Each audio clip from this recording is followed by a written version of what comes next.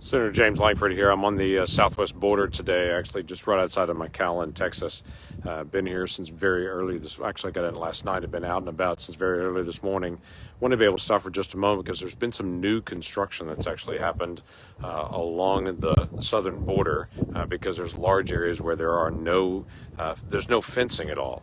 And so last year I was out and about in this area and I was showing you some of the Trump wall that was here that has a 12-foot concrete section with an 18-foot wall on top of it. Well, this is the new wall that's being put up that is pretty small, to say the least, on it. So when they talk about new wall construction, I want to be able to get down and see what they mean by new wall construction. This is the new wall construction. In fact, this area is set up for maybe, I don't know, maybe at the most, I'm going to try to get down in here. It's muddy and raining today on it, and cold, by the way. So maybe, I don't know, 6 feet tall of concrete, and then another 6-foot section on top of it. So definitely not a fence that would actually keep anyone out, to be able to say the least.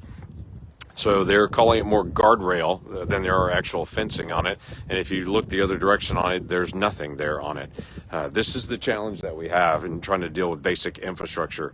The folks that are here along the border, they need personnel, they need policy changes that they can actually implement the law, and they need infrastructure to actually help deter people. This doesn't deter anyone. In fact, I'm not sure this would slow anyone down, even the process. And one of the biggest issues they have is they want to be able to get the towers. They want to be able to have cameras. They want to be able to have lights and systems that are here. In many of these areas, there's no lights, there's no cameras, and there's no even passable roads to be able to get to people in this. This is basic border security, and I'll try to give you a much bigger update on it later on, but I wanted you to be able to see this section of it so you can see just how sad the new construction that's going on really is along our southern border. This has changed dramatically from 2 years ago when we were actually putting up fences that actually would stop people.